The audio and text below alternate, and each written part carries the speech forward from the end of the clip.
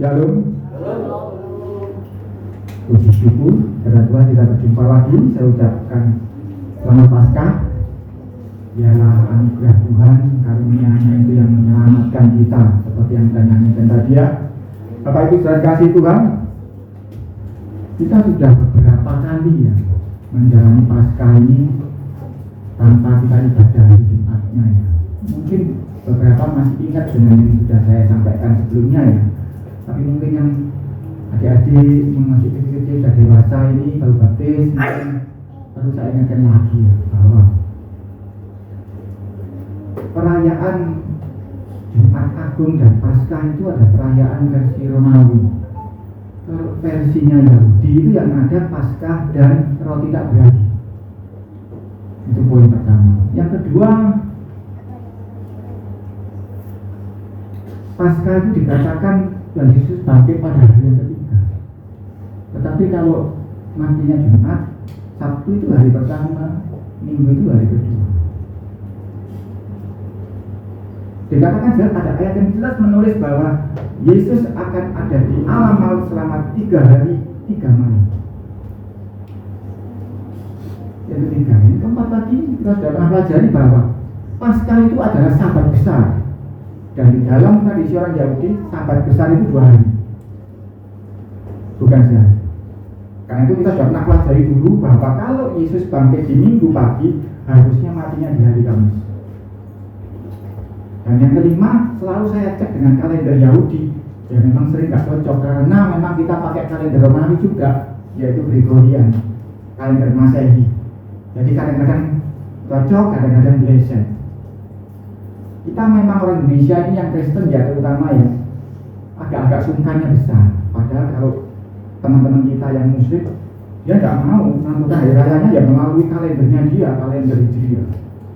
Teman-teman kita yang Konghucu menentukan hari rayanya ya melalui kalendernya mereka, nggak mau pakai kalendernya. Karena itu harinya selalu maju aja. Kecuali hari Paskah dan Natal selalu mengikuti tradisi Romawi. Nah itu saya ingatkan kembali buat adik-adik yang sudah beranjak dewasa supaya paham bahwa kenapa sih kok Jumat kemarin tidak ada ibadah.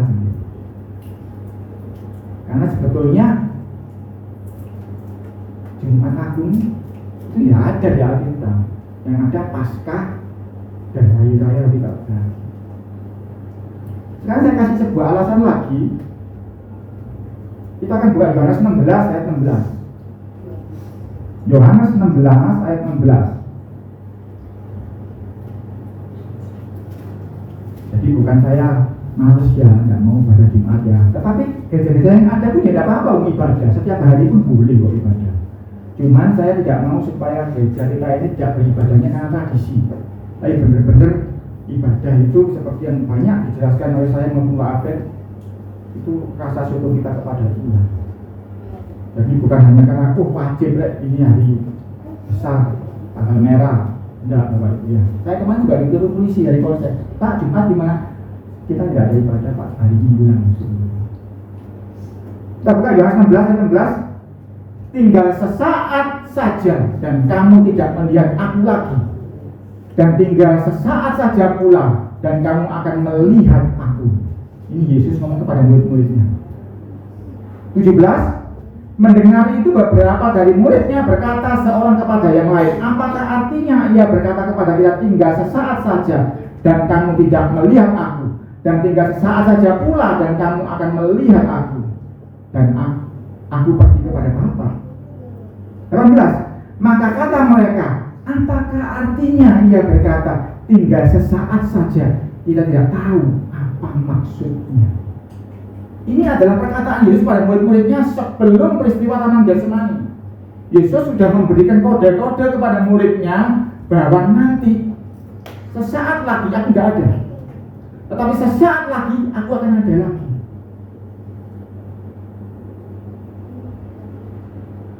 Kenapa kok harus rahasia-rahasiaan Pak? Karena rancangan ini memang rahasia. Kerajaan iblis tidak tahu. Kalau tahu, mereka tidak mau menyalibkan Yesus. Ini rancangan rahasianya Tuhan. Karena itu dia juga kasih bosan ke murid-muridnya, cuma dikasih kode saja. Sesaat lagi yang tidak ada, sesaat lagi yang ada. Lanjut 19. Yesus tahu bahwa mereka hendak menanyakan sesuatu kepadanya.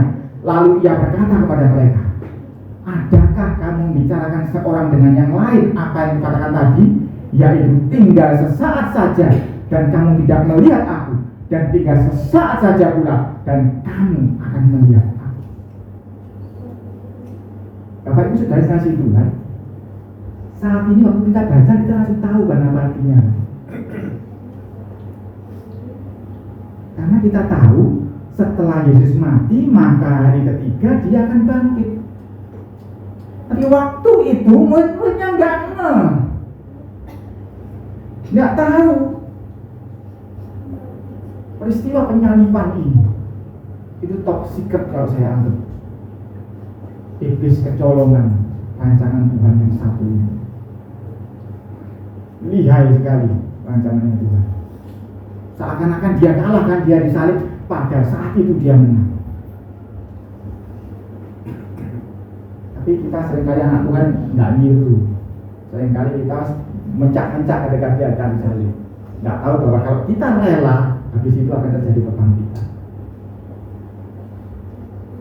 Kadang-kadang kenapa Tuhan aku dibiarkan kok tersalib begini? Kadang-kadang itu toksiknya Tuhan. Tapi barang siapa setia mengikut Tuhan, ya dia akan mengalami yang namanya setelah kebangkitan.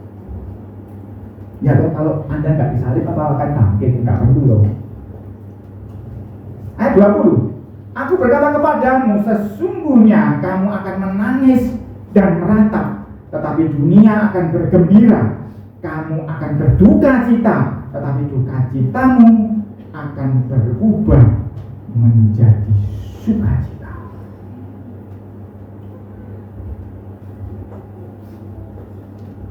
Orang buat waktu itu tidak tahu bahwa itu Tuhan lagi ngomong dia akan mati dan akan bangkit. Tetapi itu justru menjadi suatu dasar bagi kita untuk memaknai Paskah dengan makna yang lebih dalam.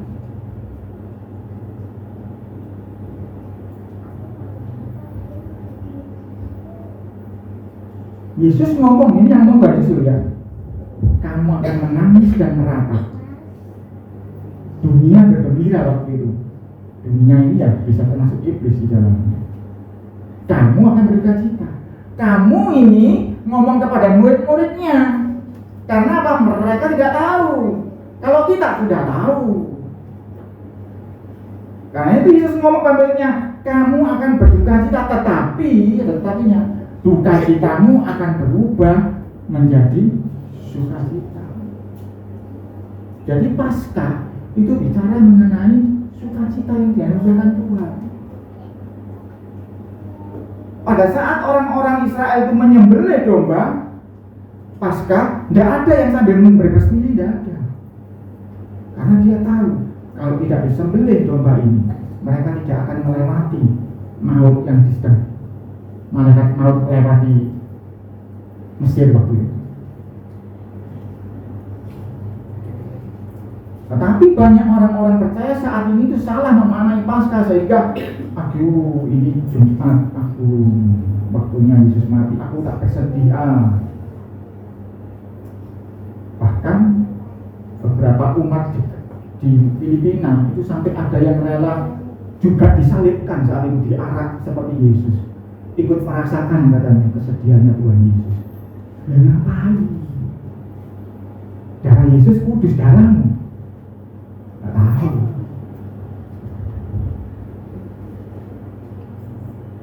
Ayat 21. Seorang perempuan berduka cita pada saat ia melahirkan, tetapi sesudah ia melahirkan anaknya, ia tidak ingat lagi akan penderitaannya. Kita catat di sini, tidak ingat lagi akan penderitaannya, karena kegembiraan bahwa seorang manusia telah dilahirkan ke dunia. Dua-dua, demikian juga kamu sekarang diliputi duka cita. Saat itu murid Yesus akan mengalami Yesus mati, mereka akan berduka cita. Tetapi aku, Yesus, akan melihat kamu lagi. Nah, ini yang kata tiga, aku akan tidak ada sebentar lagi, tapi sebentar lagi aku akan ada lagi. Ketika aku tidak ada, kamu akan duka cita, tapi aku akan ada lagi dan aku melihat kamu lagi. Dan perhatikan, hatimu akan bergembira dan tidak ada seorang pun yang dapat merampas kegembiraanmu itu daripada. Sejak Yesus bangkit, tidak ada boleh lagi yang merampas kegembiraan murid-muridnya, termasuk kita saat ini. Jadi tidak ada yang namanya kemudian kita mengingat kematian Tuhan terus kita berbesmili sedih. Tidak. Kita kalau berbesmili itu karena bahagia. Seperti kita yang melakukan setiap minggu pertama, kita melakukan perjamuan kudus. Dikatakan lakukan ini sebagai peringatan akan kematian. Ya, saya selalu bacakan kan bahwa Yesus menyuruh ada perjamuan kudus itu untuk mengingat kematiannya. Kita nggak nunggu setahun sekali, kita mengingat kematiannya setiap bulan bahkan kalau di gereja Katolik setiap minggu ya ada Ekaristi, setiap minggu ada.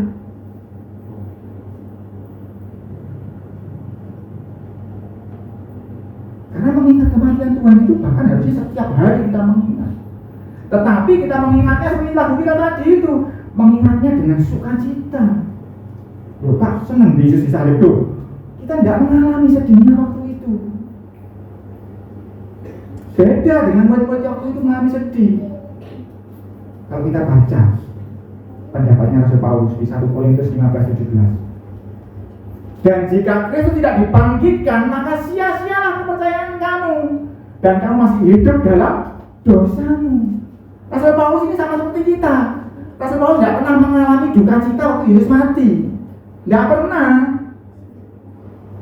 Rasul Paulus seperti kita saat ini. Taunya dia kenal Yesus sudah bangkit. Dia tidak pernah mengalami duka cita yang dialami oleh Petrus, Yohanes dan sebagainya. Tetapi sejak Yesus bangkit, maka gembira tadi itu tidak ada seorang pun yang dapat merampasnya. Jadi, kalaupun kita di rumah pas Jumat Agung kita mengingat kembali Yesus mati, dalam film-film yang menyedihkan, tidak apa-apa. Itu hanya menegur kita. Tegur Yesus kayak musuh saya terus main-main dengan penyelamatan penebusan. Nah, itu boleh. Ada lain lagi ayatnya, berduka citalah karena dosa-dosamu, bukan karena Yesus mati. Kita tidak boleh berduka cita karena Yesus mati. Kita harus berduka cita karena kesalahanmu, karena pelanggaranmu, karena dosa-dosamu. Itu ada ayatnya. Saya tidak siapkan, tetapi itu ada ayatnya. Kita hanya boleh berduka cita karena dosa-dosa kita. Kita harus menyesal, bertobat dan berbalik. Itu betul. Karena ketika dia mati, itu satu paket, dia bangkit. Kalau dia tidak bangkit, kata Rasul Paulus, sia-sia imanmu. Ibadah tiap minggu, orang lain hari minggu ketetes kepacet, kita enggak, sia-sia kalau Yesus tidak bangkit. Saya kadang membayangkan, saya kan suka membayangkan saja ngomongnya. Kalau saya Jumat ibadah Jumat Agung, saya nangis sedih, Tuhan engkau mati. Terus nanti malam saya mati, saya belum sempat merayakan Paskah. Saya tidak mau. Ketika saya merayakan Paskah, saya mengingat kematiannya, saya merayakan kebangkitan. Karena itu ibadahnya tetap hari Minggu di sini, tidak pada Jumat. Dan saya ahli tarbiyah, yang ada di Jumat Agung di Alkitab. Ya itu tradisi ya, saya menghormati. Silahkan, tidak apa-apa. Toh setiap hari ibadah ya tidak apa-apa kok. Jangan kan Jumat Agung. Tapi tak jaga balik, ngatasi enggak? Enggak kerja kok. Enggak apa, soal ada apa tidak. Tapi hari ini saya mau jelasin sedikit ini bahwa kegembiraan kita itu akan kebangkitan Yesus tidak boleh ada seorang pun yang mengambilnya. Termasuk tradisi perayaan Jumat Agung, tidak boleh mengambil kegembiraan. Ketika kita mengingat kematian Yesus, saat itu juga kita mengingat bahwa Dia sesaat lagi bangkit. Dan dikatakan kegembiraan itu tidak ada yang dapat merampas. Yang ngomong ini Tuhan Yesus, bukan Petrus, bukan Paulus. Saat kita menerima Yesus sebagai juru selamat, itu saat gembira kita sama seperti Petrus ketika mengetahui Yesus bangkit. Itu kegembiraan kita dan tidak boleh ada lagi yang merampas kegembiraan itu. Ya, kapan dapat ibu mulai menerima Yesus sebagai juru selamatmu secara pribadi? Sadar ya, bukan karena KTP loh ya. Saat itulah gembiramu itu sebelum sudah terbit dan tidak boleh ada yang bisa merampas. Termasuk adik-adik kemarin habis dibaptis, tidak boleh ada lagi yang merampas kegembiraan, karena dia sudah menyelamatkan engkau untuk selama-lamanya. Sebaliknya, bagi orang yang menolak dia sebagai juru selamat, dia akan mengalami duka cita demi duka cita. Karena itu, yang sudah terima Tuhan sebagai juru selamat, jangan sampai murtad ya. Nanti kegembiraan itu akan hilang diganti duka cita. Jadi perkataan tinggal sesaat itu menunjukkan bahwa kematiannya tidak terpisahkan dengan kebangkitannya. Itu sebetulnya esensi Paskah. Karena kalau secara Yahudi, Paskah itu kapan? Paskah itu ketika disembelih, malamnya itu Paskah, bukan nunggu minggu. Malamnya itu Paskah, besoknya sudah hari raya itu tak berarti selama 7 hari. 8 hari termasuk hari Paskahnya itu. Itu kalau kita belajar hari raya yang secara Yahudi ya, bukan Romawi ya. Kalau secara Romawi tadi itu Jumat Agung, minggunya Paskah. Ya, yang bagian percaya itu tidak apa-apa atau nggak salah ibadah. Semakin sering ibadah semakin baik. Tetapi saya mau menunjukkan kepada Anda bahwa peristiwa Paskah itu bukan peristiwa kesedihan, tetapi peristiwa kegembiraan yang tidak boleh seorang pun mengambilnya daripada. Nah, ini tadi masih prolog saudara, cuma tambahan. Karena kita mau masuk ke dalam mengenai Paskah ini. Ini termasuk salah satu khotbah yang cukup penting. Jadi Bapak Ibu saudara sekalian, adik-adik, kalau perhatikan, jangan ngomong sendiri, HP-nya ditutup dulu. Jangan sampai Anda semua menjadi mata-mata yang mementingkan hal lain daripada mendengar firman Tuhan. Untuk itu mari kita berdoa sebentar. Bapak di surga, terima kasih Tuhan. Tuhan Roh Kudus, hamba-Mu tahu ini momen yang penting. Karena itu hamba-Mu mohon penyertaan-Mu. Anugerahkan kepada kami Tuhan pengertian baru. Tuhan, biarkan kami masuk lebih dalam sesuai dengan kedalaman yang Engkau kehendaki pada masing-masing pribadi. Roh Kudus, tolong hamba-Mu menguraikan ini, karena hamba-Mu tahu ini begitu dalam sekali maknanya. Tapi biarlah Roh yang berkuasa saat ini menolong kami semua. Di dalam nama Yesus hari ini. Amin. Kita akan mulai materi utama, Bapak Ibu. Kalau kita sudah tahu bahwa Paskah itu hari bergembira, apa yang harus kita perbuat? Kita buka Efesus 6 ayat 10.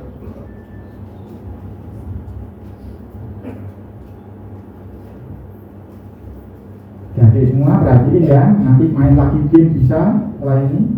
Perhatikan baik-baik, ini penting buat kita semua. Efesus 6 ayat 10, akhirnya hendaklah kamu kuat di dalam Tuhan, di dalam kekuatan kuasanya.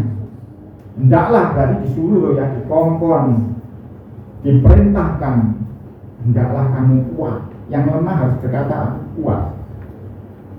11, kenakanlah seluruh perlengkapan senjata Tuhan supaya kamu dapat bertahan melawan tipu muslihat iblis. Ingat, iblis itu tidak punya kuasa, dia punya tipu muslihat. 12, karena perjuangan kita, perhatikan perjuangan kita, bukanlah melawan darah dan daging, tetapi melawan pemerintah-pemerintah, melawan penguasa-penguasa, melawan penghulu-penghulu dunia yang gelap ini, melawan roh-roh jahat di udara. Lanjut Yakobus 4 ayat 7.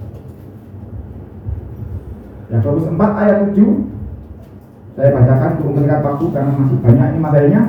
Karena itu tunduklah kepada Tuhan dan lawanlah iblis, maka ia akan lari daripada. Hari ini tema Paskah kita. Nanti kalau saya lihat di Facebook, saya tulis temanya lawanlah iblis. Nah, itu saya mau penting. Adik-adik kalau mau menang lawan iblis, penting ya perhatikan ini.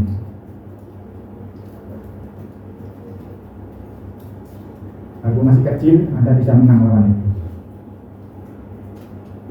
Tadi kita baca di Efesus, perjuangan kita itu bukan melawan darah dan daging. Apapun yang kau hadapi, perjuanganmu saat ini melawan penguasa-penguasa, melawan iblis. Dan kalau engkau ini menang, Kalau mau menang melawan iblis, kalau engkau mau menang melawan iblis, perhatikan, hanya ada satu cara, tunduklah kepada Tuhan. Inamu kasih kata lama.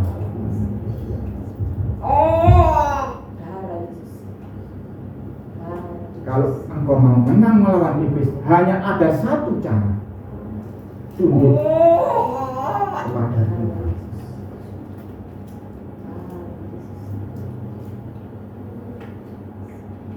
Saya tahu di bumi ini Yesus mengambil rupa seorang manusia yang juga mengalami perjuangan yang sama dengan kita.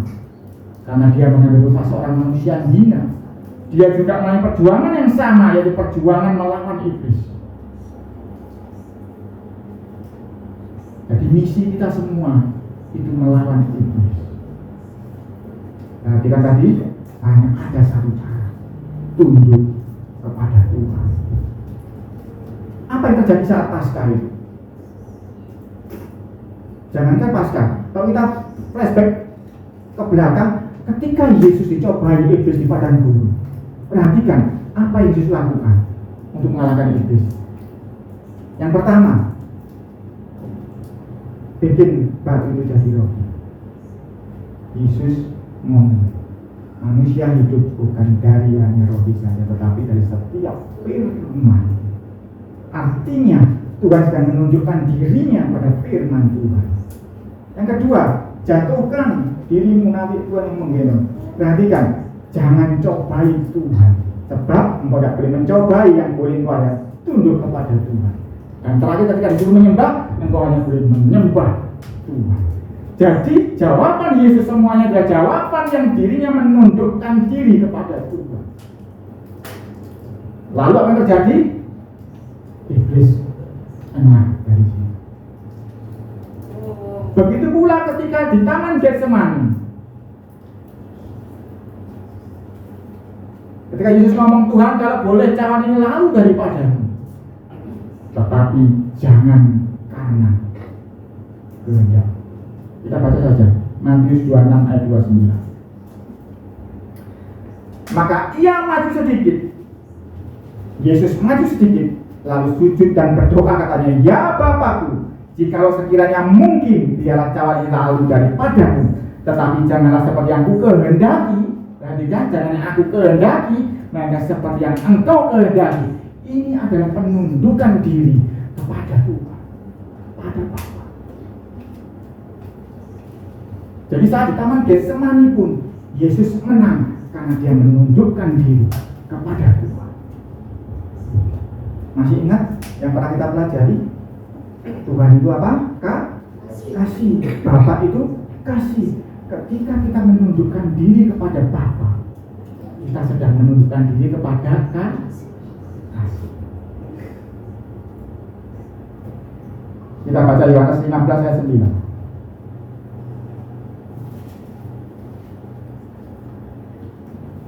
Yohanes 15 ayat 9, seperti Bapa telah mengasihi aku, demikianlah juga aku telah mengasihi kamu. Tinggallah di dalam kasihku itu. Seperti Bapa mengasihi aku, Yesus ngomong ya, demikian juga aku mengasihi kamu. Tinggallah di dalam kasih. Jadi jurusnya Tuhan itu ya sama. Saudara masih ingat kan alasan kenapa Yesus turun dari surga ke bumi? Karena begitu besar kasih Bapa akan dunia. Hanya ada dua kubu di bumi ini, di dunia ini, kubu kasih dan kubunya iblis. Itu saja. Ketika kita tunduk kepada Bapa, kita tunduk kepada kasih, berarti kita harus masuk, tinggallah di dalam kasih. Setelah kalau pelajari ya, pelayanan Tuhan Yesus ya, berbagai macam mujizat, apalagi mujizat yang besar, apa yang terjadi sebelumnya? Maka tergeraklah hati Yesus oleh belas kasihan. Jadi sebetulnya kuasa terbesar itu adalah ketika ada kasih. Bahkan peristiwa penyaliban ketika Yesus mati di kayu salib, itu juga karena kasih Bapa, kasih Yesus kepada kita. Kenapa Yesus sampai disalib? Karena Yesus menundukkan diri kepada Bapa, menundukkan diri kepada kasih yang besar itu. Sehingga cawan ini nggak jadi lalu. Karena apa? Aku sampai di taman Getsemani karena begitu besar kasih Bapa akan dunia ini. Jadi aku harus tunduk kepada rancangan kasih ini. Aku harus terima cawan. Besok aku harus menjalani penyaliban. Jadi ketika Yesus disalibkan, itu dia sedang berada di dalam jalan kasih. Ayat 10.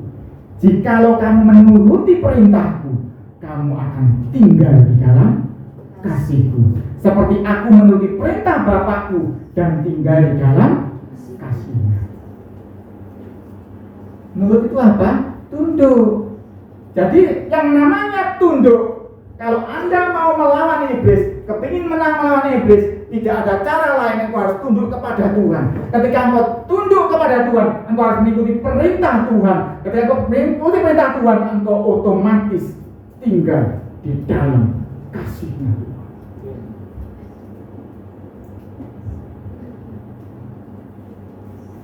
Seperti Yesus tunduk kepada Bapa sehingga dia menyerahkan dirinya di kayu salib. Sama, kita murid-muridnya, namanya murid kan ditiru gurunya. Kita juga harus menundukkan diri dan tinggal di dalam kasih Bapa. Jadi Paskah itu sebetulnya apa yang sedang terjadi itu adalah Yesus tinggal di dalam kasih Bapa. Dan oleh karena itu kita punya jalan untuk tunduk juga kepada Yesus dan kita tinggal di dalam kasih-Nya.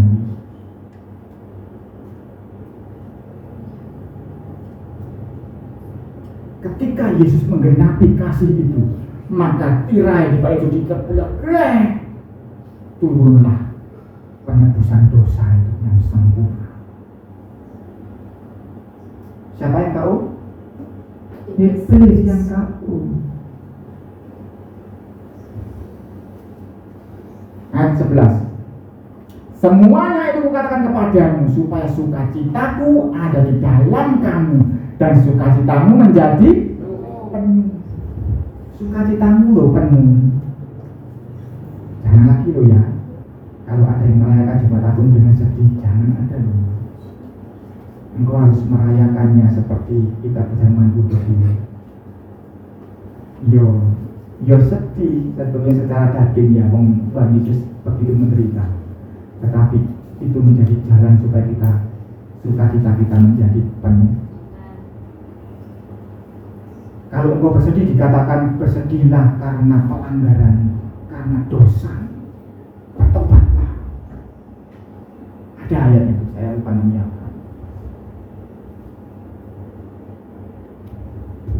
Ayat 12, inilah perintahku.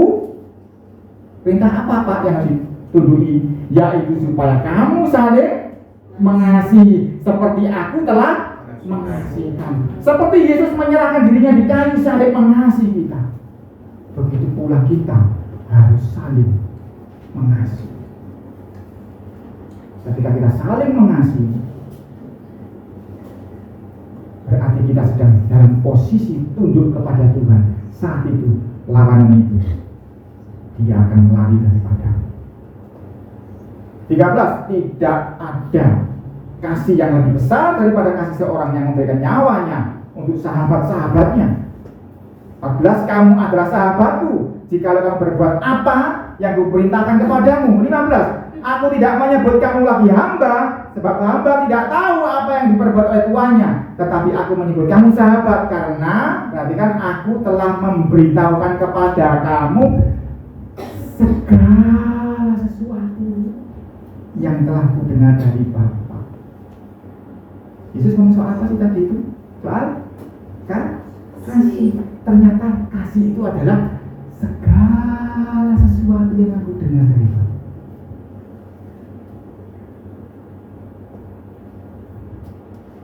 Jadi ketika kita ngomong kenakan seluruh perlengkapan senjata Tuhan, sebetulnya itu juga bicara mengenai kasih. Karena segala sesuatu yang didengar dari Bapa itu temanya adalah kasih. Jadi kasih itu mewakili segala sesuatu dari Bapa, sebab Bapa itu adalah kasih. 16, bukan kamu yang memilih aku, tetapi akulah yang memilih kamu, dan aku telah menetapkan kamu supaya kamu pergi dan menghasilkan buah, dan buahmu itu tetap, supaya apa yang kamu minta kepada Bapa dalam namaku diberikannya kepadamu. Inilah perintah 17, kasihilah seorang akan yang lain.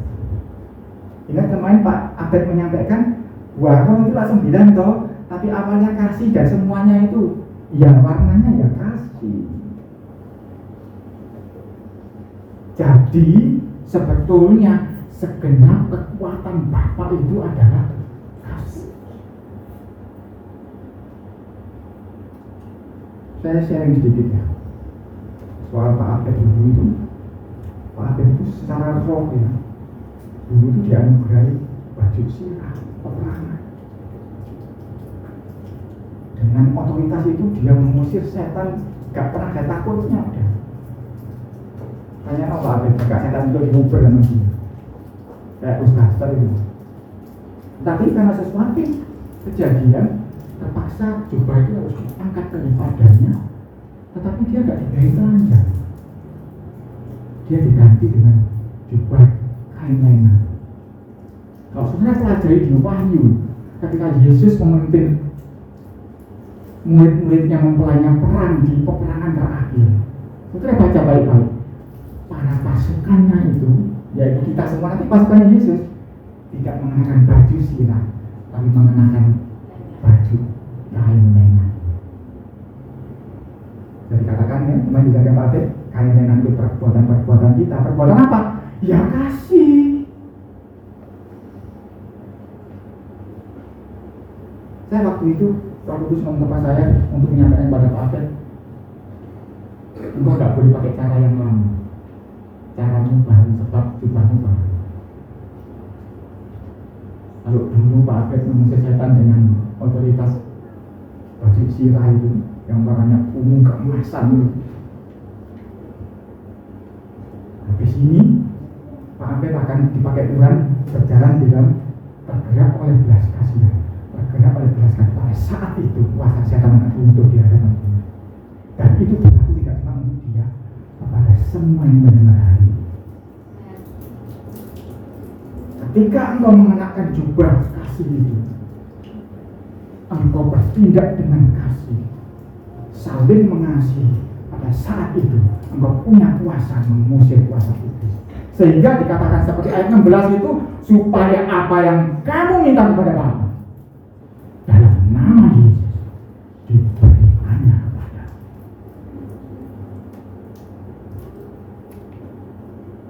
Nanti peperangan terakhir bukan baju sirah yang dikenakan, kain lenan.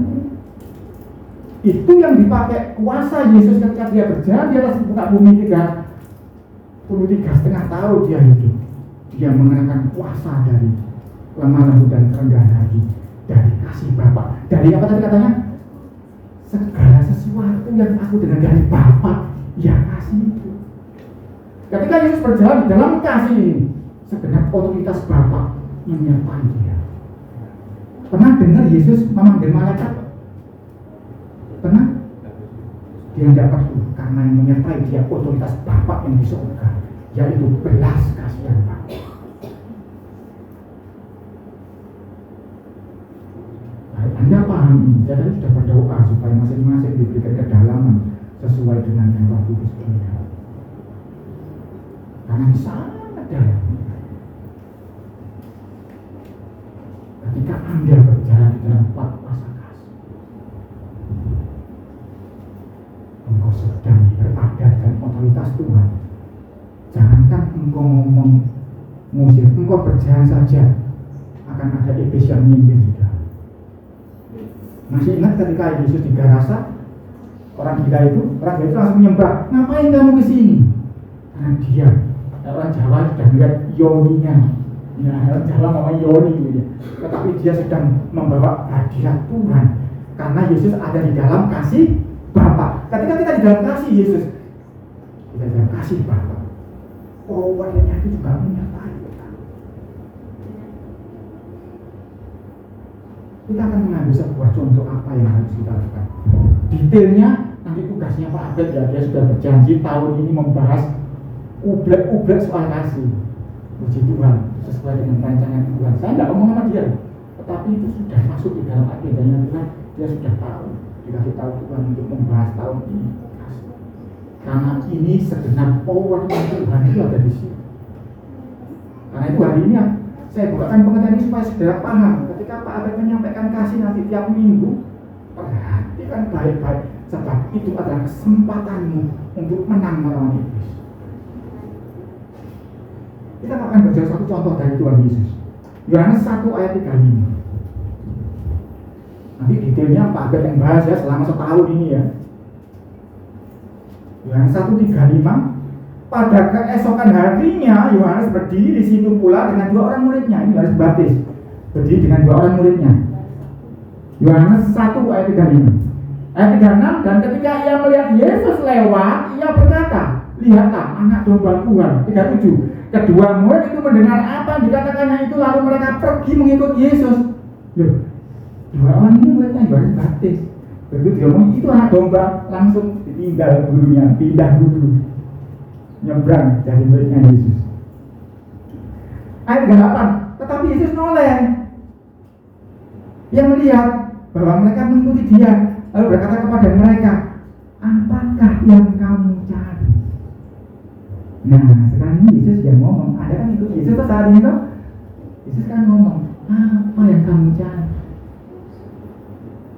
Yesus bertanya hal yang sama kepada kita, apa yang kamu cari? Kan engkau meninggalkan yang lain demi mengikut Yesus kan? Sama seperti 2 orang muridnya ya, tapi sini kan gurunya lebih tinggal mengikut Yesus. Apakah yang kamu cari? Kata mereka kepadanya, Rabi, artinya guru, di manakah engkau tinggal? Adakah kita tanya di mana engkau tinggal? Ya, Tuhan aku butuh uang, Tuhan aku butuh ditolong ini itu. Tapi 2 murid ini ajaib tuh. Dia jawabnya, apa yang kamu cari? Jawabannya, Tuhan, di mana engkau tinggal? Di mana engkau tinggal? Luar biasa pertanyaannya ya. Ayat 39. Ia berkata kepada mereka, marilah dan kamu akan melihatnya. Mereka pun datang dan melihat di mana ia tinggal. Dan hari itu mereka tinggal bersama-sama dengan dia. Waktu itu kira-kira pukul 4:40. Salah seorang dari keduanya yang mendengar perkataan Yohanes lalu mengikut Yesus adalah Andreas, saudara Simon Petrus. Murid yang kedua itu Yohanes sebetulnya. Dia nggak nulis namanya sendiri, tapi dipakai bagian akhir dia ngomong, aku murid yang dikasihi Tuhan. Jadi 2 murid ini adalah Yohanes dan Andreas. Ditanya sama Tuhan Yesus, kamu cari apa? Yesus, di mana kamu tinggal? Aku mau tinggal bersama dengan engkau. Saya tanya, Yesus tinggal di mana? Ada yang tahu? Tapi kita baca. Tinggal di mana? Yesus tinggal di dalam kasih Bapa. Ajaib ya jawabannya begini. Ditanya kamu minta apa, cari apa? Bukan cari kesembuhan, bukan cari mujizat, bukan. Aku cari di mana kamu tinggal. Aku mau tinggal bersama dengan engkau. Dan tadi kita baca Yesus tinggal di dalam kasih Bapa. Kalau kita mau punya apa tingkah sama dengan bambu tadi, kita harus tinggal di dalam di mana Yesus tinggal, yaitu kasih Bapa. Andreas dan Yohanes memilih tinggal bersama Yesus. Pertanyaannya, apakah Anda memutuskan hal yang sama?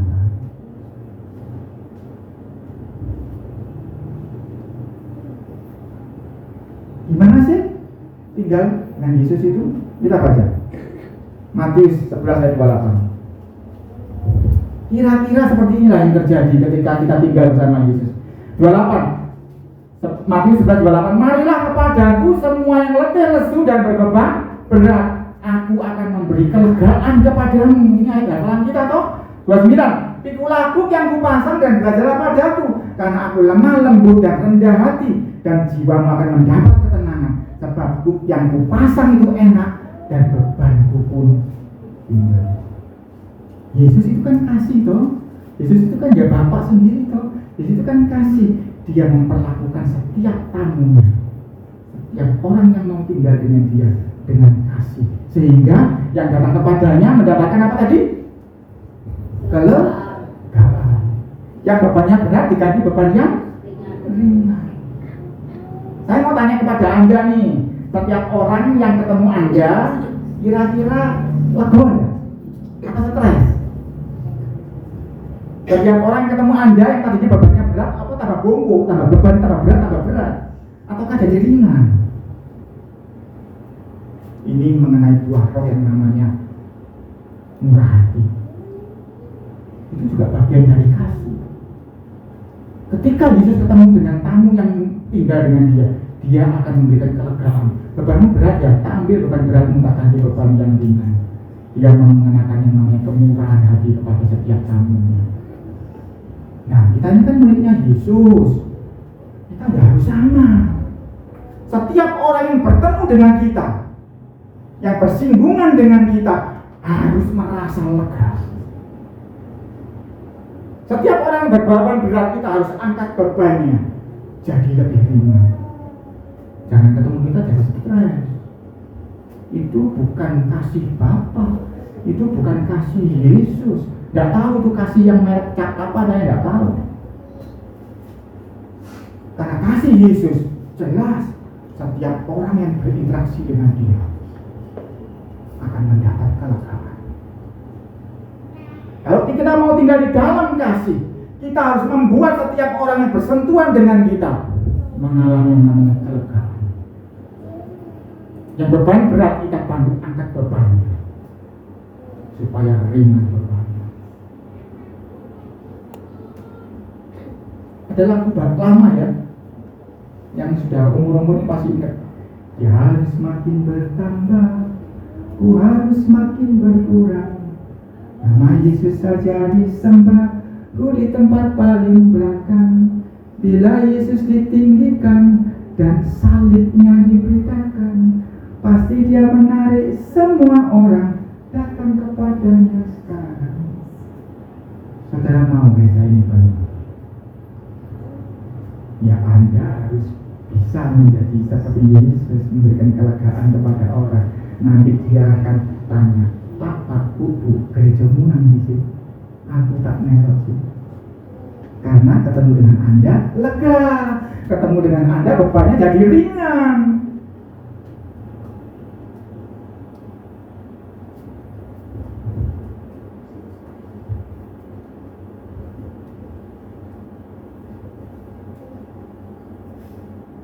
Itu kasih.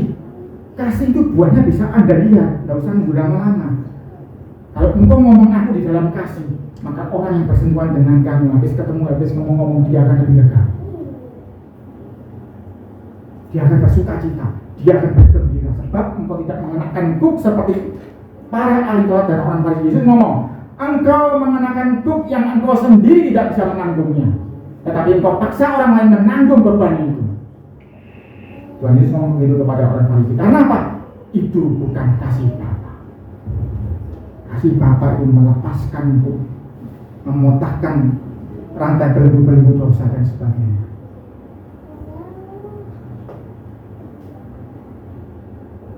Tinggal bersama Yesus, berarti tinggal di dalam kasih-Nya, berarti tinggal di dalam kasih Bapa, berarti kita tinggal bersama dengan Bapa. Yohanes 14 ayat 23.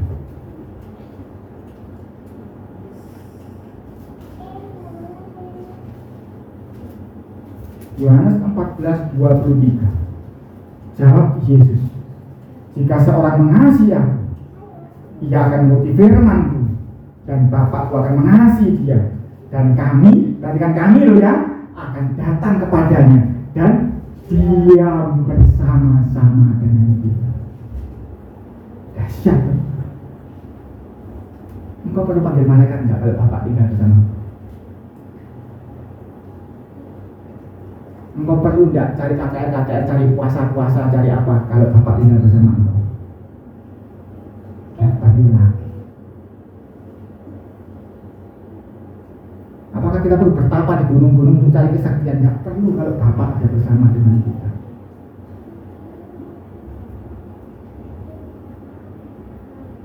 Rahasia ini besar. Kalau engkau tinggal di dalam kasih, Bapa itu datang bersama Yesus, tinggal bersama dengan engkau. Ketika engkau pergi dimanapun engkau berada, Yesus ngomong, aku juga berada di situ. Ketika engkau mendapatkan apapun masalah, Bapa di situ. Ketika iblis menghadapi engkau, mengganggu engkau, Bapa di situ.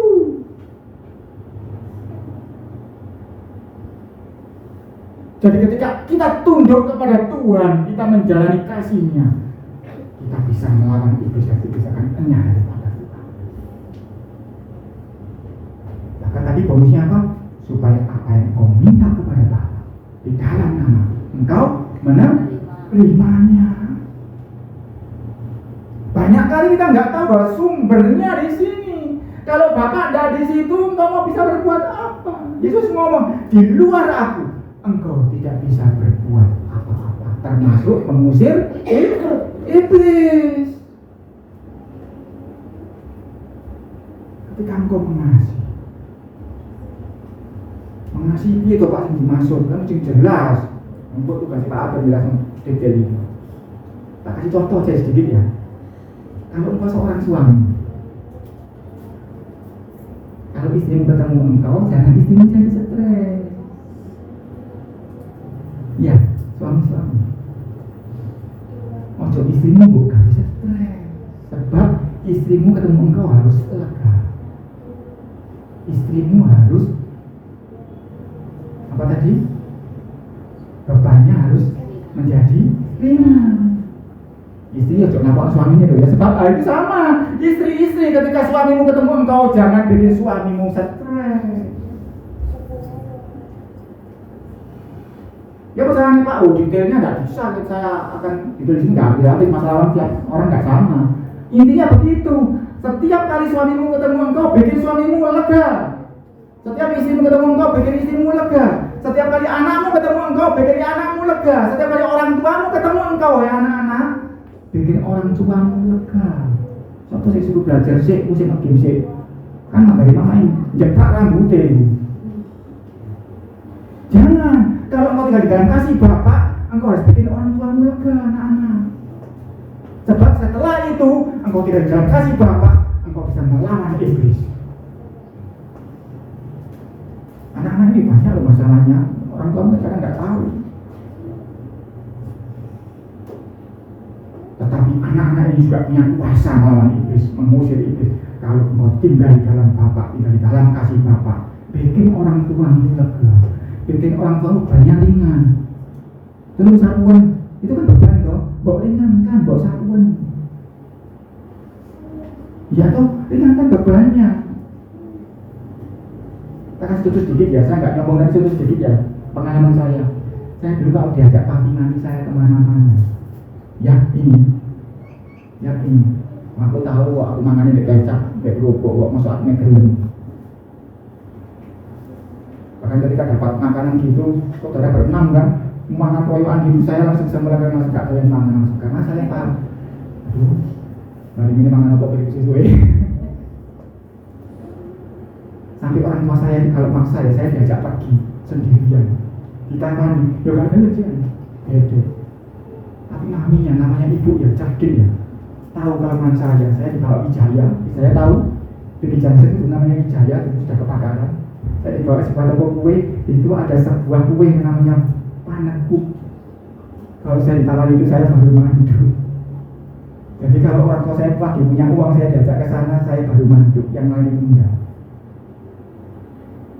Tapi maksud saya begini adik-adik, engkau harus belajar meringankan orang tuamu. Jangan apa-apa, tidak sebeli ini, bapak itu ilo-ilo dipecucun. Jangan, itu nggak tinggal di dalam kasih. Engkau nggak bisa melawan iblis, pasti kalah.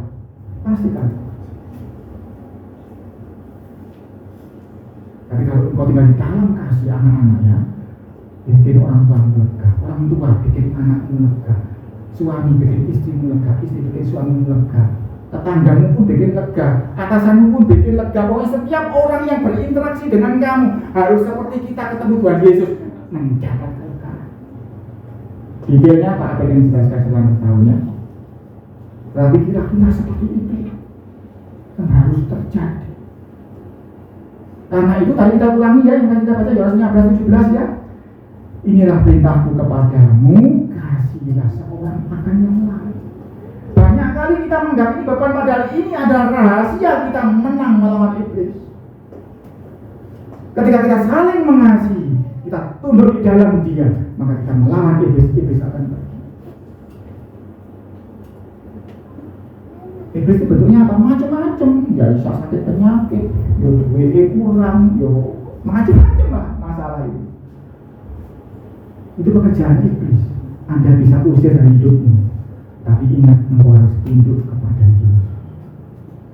Harus dari dalam kasih-Nya. Periksa diri, apakah aku sudah tinggal di dalam kasih-Nya Bapa? Apakah aku sudah ngomong, Yesus engkau tinggal di mana? Aku mau tinggal bersama-sama dengan engkau. Dan nanti Bapak suka ngomong, sobat musim boleh tinggal dia. Ayo aku tak turun bersama-sama dengan Yesus, tinggal bersama Dia. Ajaib dong. Ya banyak orang nggak tahu, inilah dasar engkau menang melawan Dia. Dan Yesus sudah buktikan ketika Dia mengasihi kita, Dia tunduk menjalani kayu salib itu. Iblis langsung kalah total. Karena apa? Kerajaan surga menjadi penuh. Karena orang-orang yang tidak layak termasuk kita dilayakkan karena kasih. Mungkin engkau merasa suami tidak layak deh, bujuk cakopo, duit gak gablek, sembarang gak gablek.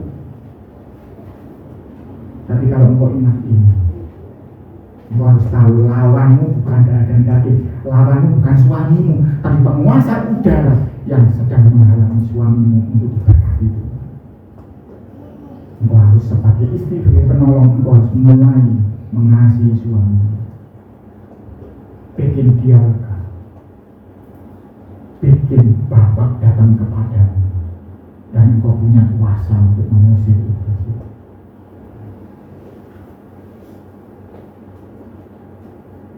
Rahasia yang besar. Kasih ini bukan kebetulan Pak Abed dikasih gerakan untuk mempelajari Insalma setahun. Sebab siapa yang ikuti semua pelajaran akan bertambah kuasa melawan setiap iblis yang mengganggu hidupmu, termasuk kekurangan, termasuk sakit penyakit, kesusahan-kesusahan apapun.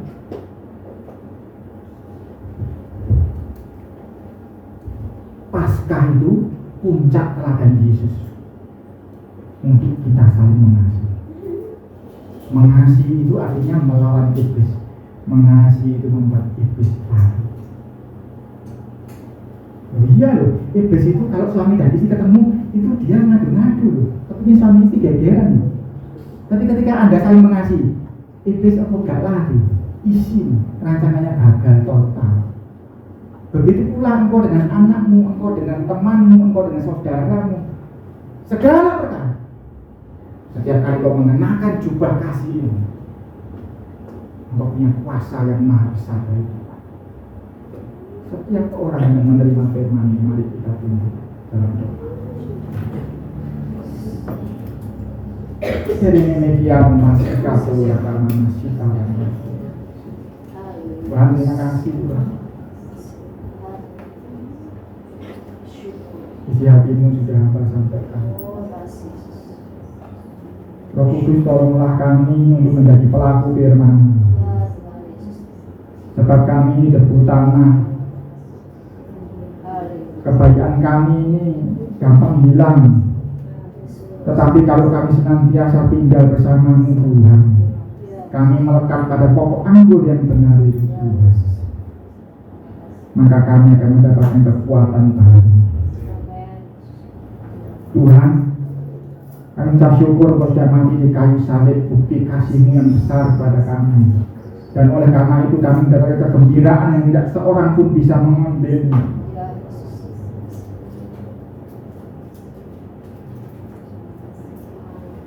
Tuhan, ajar kami seperti Engkau, Tuhan, tinggal di dalam kasih-Mu, Tuhan, menjadi seperti Engkau, sebab Engkau guru kami. Kami ini murid-murid-Mu, jadikan kami seperti Engkau, ya Guru. Roh Kudus, Engkau yang menolong kami, mampukan kami mengerti di dalam sampai kedalaman tertentu yang Engkau mau mengenai firman hari ini, Tuhan.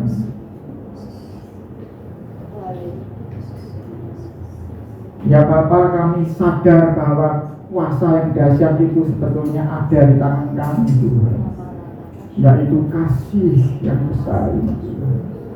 Tetapi kami sering tidak mau tinggal di dalam kasih, Tuhan. Kami seringkali suka tinggal di dalam pertikaian, perselisihan, pertengkaran. Ampuni kami ya Tuhan. Tambahkan iman kepada kami supaya kami boleh mulai berjalan di dalam kasih-Mu yang besar ini, Tuhan. Supaya setiap kali kami ketemu dengan orang lain, kami jatuh di dalam belas kasihan. Supaya hati kami tergerak oleh belas kasihan, sehingga yang tidak layak pun menjadi layak, Tuhan. Sehingga yang bebannya berat kami bisa ringankan ya Tuhan. Supaya setiap orang yang ketemu kami mengalami kelegaan ya Tuhan. Tuhan, kami rindu kami menjadi serupa dengan Engkau. Tetapi kami tahu kekuatan kami tidak mampu menjadi seperti itu.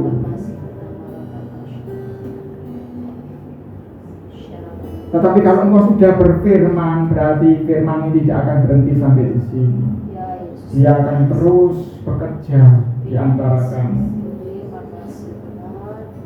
sampai kami mendapatkan porsi yang cukup sesuai dengan kemurahan-Mu, Tuhan. Dan kami akan mulai melawan iblis, mengalahkannya, dan membuat nama-Mu dipermuliakan, supaya Tuhan semakin bertambah, kami semakin berkurang. Tuhan, terima kasih untuk makna Paskah yang baru ini, supaya kami tahu bahwa kami harus tinggal di dalam kasih-Mu dan melawan iblis. Kami akan melepaskan belenggu-belenggu kegelapan. Kami akan memerdekakan orang-orang yang teraniaya.